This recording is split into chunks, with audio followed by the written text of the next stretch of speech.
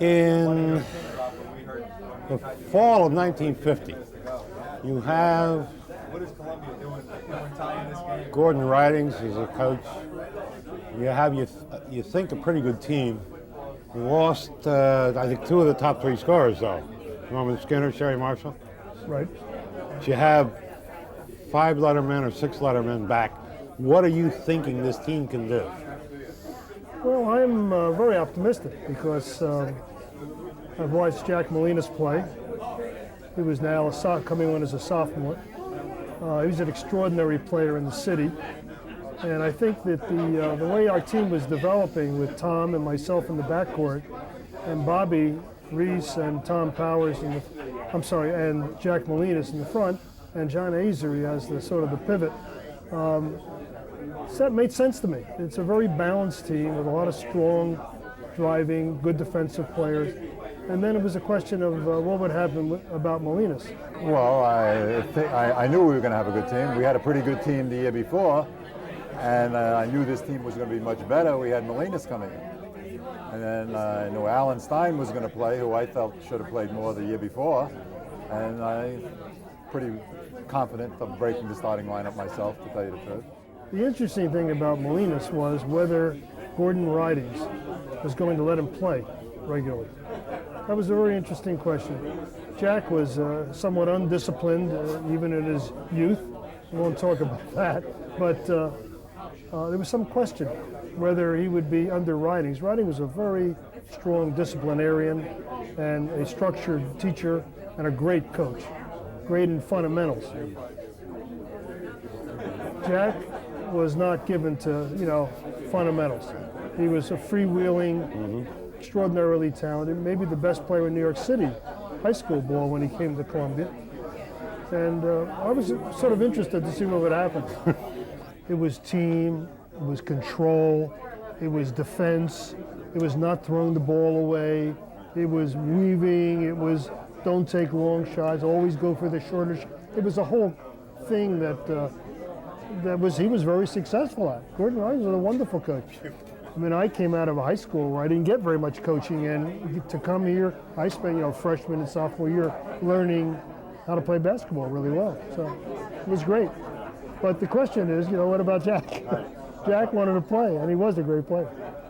Well, as it turned out, the question about 10 days before the season didn't become a question because there was something that changed the situation. A week, 10 days before our first game, we didn't know he was sick, and I'm not so sure he knew he was sick. I don't remember a thing about him not showing up or having sporadic problems. Don't remember a thing like that. It was just all of a sudden.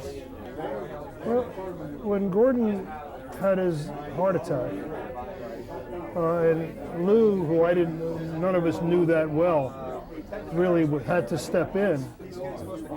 He did something, and I draw parallels to my own life in investment banking, where I grew up in an organization, Goldman Sachs, where Sidney Weinberg, who was the senior partner, was a very controlling senior partner. People were very well trained. They did just what Sidney wanted him to do, and they were limited in scope. Sidney Weinberg retired and let Gus Levy take over Goldman Sachs. And Gus Levy said, hey, let's go out and do business. Let's not worry about what Sidney's doing. And so Goldman Sachs grew exponentially under Gus Levy because all of the training that people had. And I think that's a very interesting parallel in my life when I saw what happened. Ridings did not like to give sophomores a lot of playing time. That's correct. Gordon Ridings had a philosophy, and I love Gordon Ridings, and his philosophy worked pretty good over his career. He never lost. And his philosophy was, if you're a first-year person, you must learn defense to the ultimate. You got to be a great defensive player to play for him first, and offense is second. So, and most of us didn't have great training in defense in high school. Most players don't get great defensive education on a high school level. So when you come here, and he's a sophisticated teacher of defense, so we played learn and over, and and it's determination and knowledge, and you got to learn how to play defense. And then when you learn, then you'll get your time in and get playing time. See, it's not complicated. What Lou said was, we're going to run. And Jack is going to be a key person, Jack Molinas. And what he got was a group of really well-trained fundamental players given a chance to move and run. And I think it was not that Gordon Riding wasn't a great coach, he was, but he was a very different kind of a coach. And Lou turned out to be one that let people give them their head, let them run, and made Jack a key part of the game. And I think he was the recipient of a great trained group of people ready to move and given more freedom. And it was the beginning of a running game, and in basketball, it was starting to change. One-hand shots, jump shots were just beginning. I got into Columbia University as an assistant after the war, and a fellow named Gordon Ridings comes out of Eugene, Oregon, and a brilliant coach, a very lovely guy, a fighter, and he took ill before season started even, and that was part of the unbeaten team. But Gordon Ridings, basic fundamentally, can go with anybody. And I always state that too, that if I had any success, it was Gordon Ridings doing, and it was his team actually. Ralph Fury, that's right, the athletic director, said, "You're the coach, take over, that's it." But I was indoctrinated by Gordon Ridings, and he did such a great job with the team and his understanding of the game, and well-liked too. The relationship was good. And the Columbia, listen, students of Columbia University, Ivy League, bright, wonderful kids to coach, beautiful. And they picked it up so fast and quick, and one thing came after another. The one thing I could teach is basic fundamentals, and defense was a major part of that thing. But Gordon Ridings was the recruiting the players and all that, so he gets a big plus in my book anyway.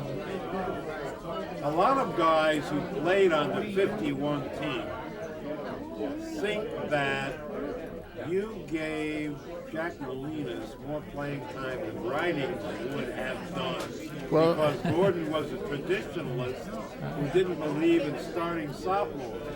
Gordon was very strict in his coaching. Maybe they interpret that as being too hard-nosed, but he had the answers, believe me. But before that season starts, Ridings is a coach. Do we have reason to believe that Jack Molinas plays defense well enough to start with Gordon Ridings? Well, like everything in life, you have to modify your rules to meet the occasion. Jack Molinas, in my opinion, was the best high school player in America in his senior year. In America. I don't know if you remember, we used to have the East-West game, the College All-Stars. The preliminary game was Brooklyn, Queens, Bronx, right? And at night, when Jack played, he was the best player, in my opinion, on the court that night. That included the college players then. That's how good he was.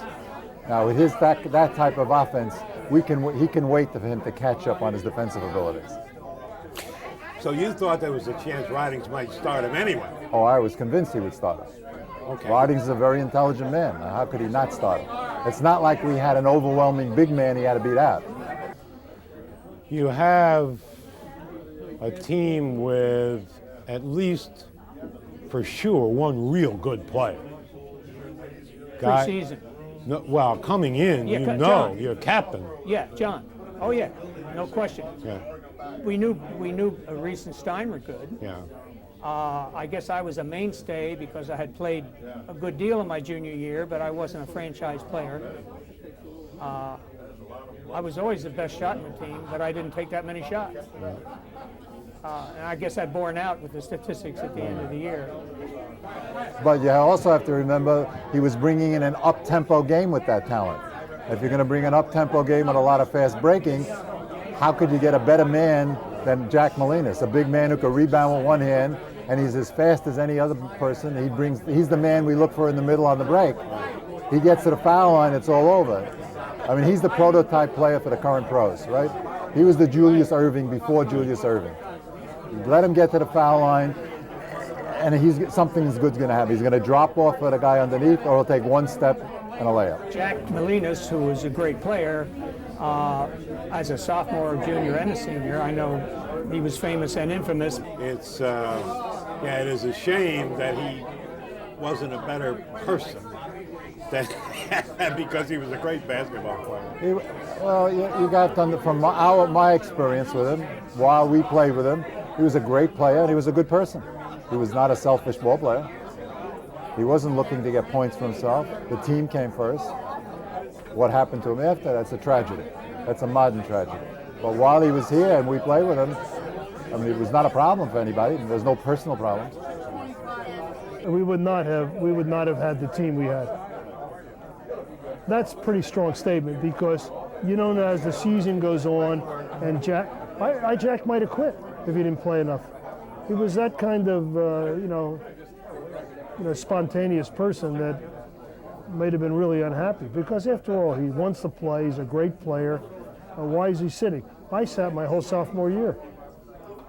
I was Alex Kaplan, Sherry Marshall. I mean, okay, but I would have liked to play more. But it was like in practice, you learn how Gordon Ridings wanted you to play. So when you got into the start, you were already in a system. I don't think Jack would have liked that a lot, and I don't think it was a good question in my mind whether he would have actually started Jack. Would have played him, but, and I don't think the team would have had the kind of overall strength that it had with Jack. I mean, Right. So but did you expect the 50-51 team to be the kind of team it turned out to be, having lost two of the top three scorers coming back? Gordon, after we practiced for a couple, whatever it is, 6-7 weeks we were allowed, Gordon Ridings told us in a practice that he wouldn't be surprised if we went undefeated. And we all dropped. I mean, we're looking at one another like, but he did say that. And he kind of told it like it was in his mind. He was a very nervous man. He didn't relax you in a game. He chewed gum and had a toothpick and so forth, and the scouting report would always shake. And of course, Lou Rossini was the opposite. He was cool and loose, and I think he helped open us up, as fate would have it. Right. But Gordon Ridings told us that, and we didn't realize it until the Cornell game. So the first time you guys played Cornell, they were unbeaten. Unbeaten. And you beat them by 35, 40 points. 85-45. I just happen to remember that. As luck would have it. the first Ivy League game of the season for us. Cornell's undefeated. We're undefeated. Cornell's got a great team. 85-45. Now, we looked at that, Cornell only lost 2 games in the Ivy League to us. How did that happen? Well, for one thing, their high scorer, John Ashbaugh, 0. Chadwick, 3. I mean, their key players got no point. But Ashbaugh was their critical person. And for the 2 games that we played against Cornell, John played Ashbaugh, and he didn't score in either game. Didn't score. He was averaging like 18 points a game, and they were undefeated. John Ashbaugh got off 4 shots the whole night. He got 0 points. It was the greatest defensive job we ever saw. What you don't know is the second time we played him up at Cornell, we beat him again, but not as many points. Ashbaugh again got 0. Now there's a guy who probably has nightmares for his whole life about John Ashbaugh. But all the top players, I can tell you, Al McGuire, I knew Al McGuire. When they came up to scrimmage, he didn't want any part. Mr. Tough Guy, he didn't want part of Azer. Zawala from St. John's, none of those guys want any part. Nobody wants, they see Azer taking him. He's tough. Nobody played defense like him, and he never got fouled out. That's the other thing. The refs never called fouls on him. He was very subtle, used his body. He has huge hands. Huge hands and great intelligence. Strong. He was great. Nobody realized how great he was until you played against him. Then you. So it's hard to calculate the values of people that are not flashy high scorers. John was an extraordinarily strong defensive player, rebounder, and team captain, which was really important. And I wouldn't class him with, when I think of exceptional basketball players, I would say maybe Jack Molinas was a more natural, more suited to the game. 6'6", running, never got tired, every kind of shot. But he was a different kind of player. I mean, he had tremendous skills and was obviously a pro player. What Marsh is talking about is value to the team. And I sense he's right there. I wouldn't say he's the best player I ever saw, but without him, we would have been a relatively poor team. Because of all. Like the glue. He was more than that. He was a scorer, a strength, a rebounder, and the glue. And he made us all better scorers because he was taking away defensive men from other players, and he knew it. And then toward the end of the year, changed a little. We were beating everybody so badly to say, let's play everybody one up. Then he took over. Nobody's stopping him one-on-one. Nobody. He was the critical player in our team. I don't think he was the high scorer.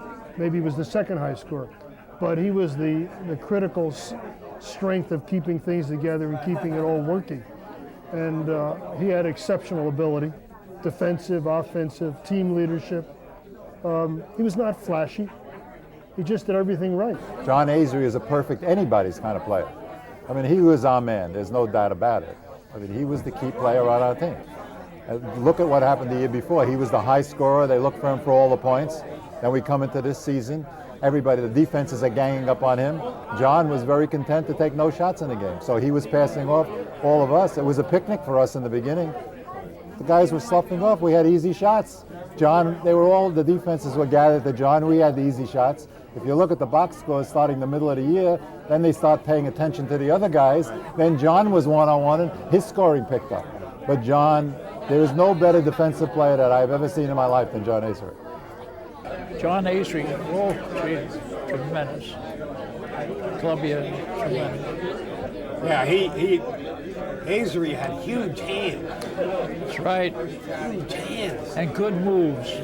Good moves. And he was endeared to defensive basketball. Yeah. John, he loved it. He loved to cram one down. You know? Oh, what a guy. And you know, the people that played against him hated when I did that, to put on John on him.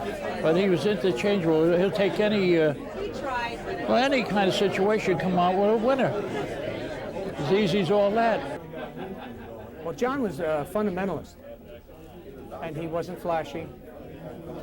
He didn't have a fancy one-hander, a fancy hook. He had a hook, but there was nothing that you could see him do something that was so different that he was special. All he did was play a game, and at the end of the game, he beat you to death. His hands were like ham hocks. When he put them up to guard you, every once in a while we switched and we'd play one another. You couldn't see the world when his hand was in front of you. And there's some pictures that we still have where he's holding the ball and he covers the ball. Mm-hmm. And he was, I mean, if we didn't have many fancy plays either, we had picks. And if you ran a man into John, that guy almost got hurt. John didn't move. I was knocked out in practice once in 4 years, and I went up for a rebound with my arms extended, and John came for the same rebound, and his elbow hit me here in the abdomen, and I was out for about 5 minutes, and that's when he hit me. I didn't want to have anything to do with him. Well, I'll tell you another story about Avery. You probably would bear it out. Is that there was no shyer human being. He was a very shy person, very quiet. You could hardly get a word out of him. But an illustration of him is willpower. He had the willpower to do anything he wanted. His senior year, when we were winning, he was the captain of our team. He took it as a serious responsibility. And as we kept winning and got publicity, the press was all over us. He was the spokesman for the team. He became a phenomenal public speaker. I was at the sports writers' dinner in Bear Mountain when he was voted Haggerty Award winner, best player in New York City. You get up. George Mikan was the pro of the year that year. He gets up in front of this audience of all the sports writers, a big audience. He gives a speech that I was stunned, knocked me over. He became a great public speaker because he had to. And if I know John, he stayed up at night in front of a mirror and practiced and practiced and practiced, just the way he approached every other. You know, I always read about Michael Jordan. He yells at the players if they don't practice hard. If you can't ease up and practice, because John will be all over your back. So you know, and that's, you win if you practice hard.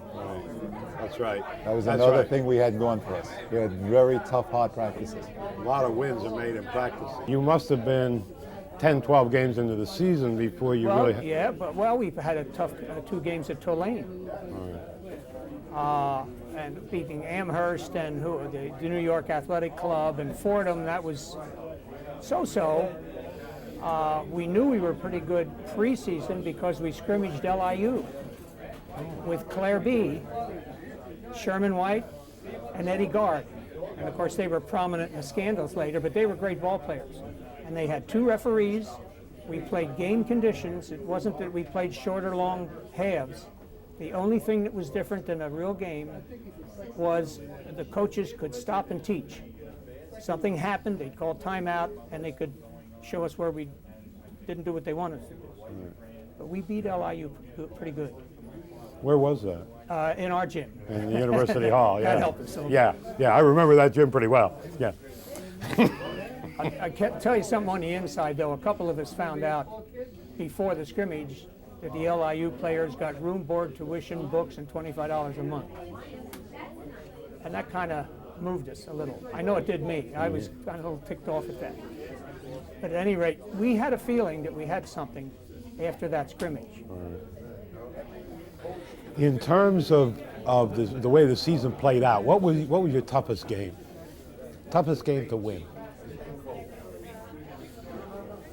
We had several, although in the Ivy League, we frankly had quite a few blowouts.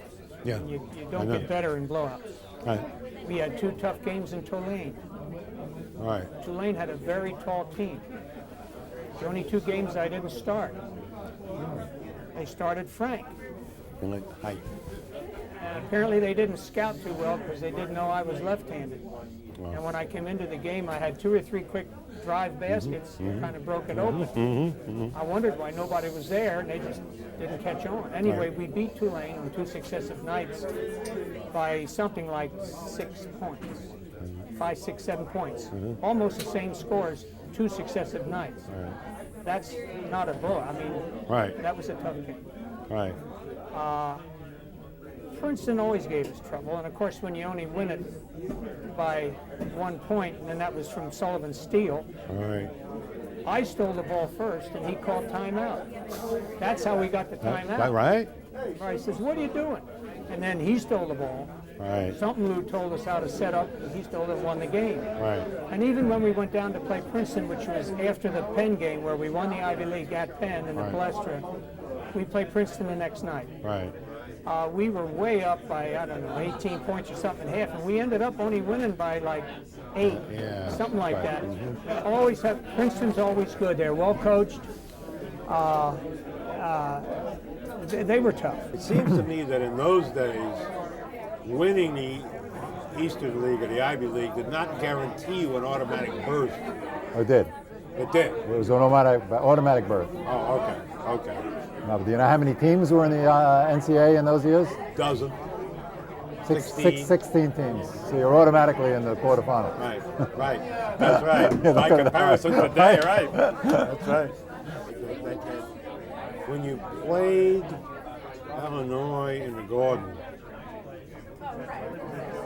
you have a lot of injuries. A couple guys were sick.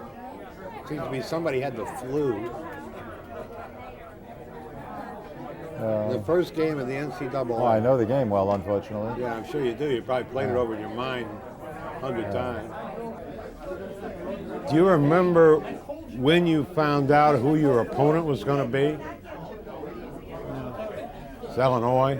I don't even remember the second team setting up like Illinois and playing against them. I'm sure we had scouting and so forth, but I don't. As a matter of fact, I've been trying to blank that game out for a long time. I don't know whether to admit this or not, but I dreamt about that game about twice every 3 years for 15 years. Yeah. It's only about the last 10, 12 years I didn't dream about it. Yeah. But we were hobbling in that game. I mean, Bobby Reese really had the flu. And John hurt his ankle before the Penn game and played those games, so it didn't get any better. Right. I'm not making excuses. They were bigger and stronger than we were. But we weren't full force. Well, I got my, Sullivan was declared ineligible the night before. That was a big blow to us because he was a great defensive player who could have stopped Beach, I'm sure. And then I got my first tachycardia, my fast heartbeat was that game. And I didn't know what it was, and nobody else knew what it was, and I couldn't really play after the first quarter. I kept trying, and I had this fast beat, and then only later did the doctors tell me it's a tachycardia auricular or something, and then I learned how to deal with it. I had it for 30-some years after that. But it wasn't our best night, and they were good. They were a good team. Right. Yeah, Sunderland's a good player. Very good. But Beach was out of his mind. He scored 22 points as a substitute, all from the outside. Right. So, Won them all. They suffered their only loss in the NCAA championships to Illinois at Madison Square Garden and ended the season with a record of 21-1. Many members of that 1950-51 team have returned tonight for a reunion to mark the 50th anniversary of that fabulous year. Some members have passed away, including John Azery, Whitey Brandt, Peter Lewis, and Jack Molinas. Bill's going to help. So all we have to do is go down the line. Accepting for his father, Whitey Brandt, is Paul Brandt. Lou Rossini. Ladies and gentlemen, let's have a big hand for the members of the 1950-51 basketball team, Columbia's greatest team. the game has changed in many ways. The physical aspects of the games, the training. When we played, no weight rooms. The guys are stronger today, right? They learned that. They're stronger. But some of the key elements of winning has not changed. To me, look at the teams that win the NBA and the NCAAs every year. They play great defense and they play good team concept. Those two things haven't changed, and those were our strengths. We played great team concept. Nobody was greedy. The open man got the ball, and we always played defense, and defense wins today also. Look at all the great offense. Look at the teams in the NBA. A guy comes out and scores 51 points, and his team loses. Defense still counts the most, and we were very well schooled because Ridings was a master at teaching defense. And then Luke carried the tradition. Right. But this club here, we had Bobby Reese, Alan Stein, Azery, and all these wonderful, wonderful players. And they played so well together. Yeah. Yep. That helps.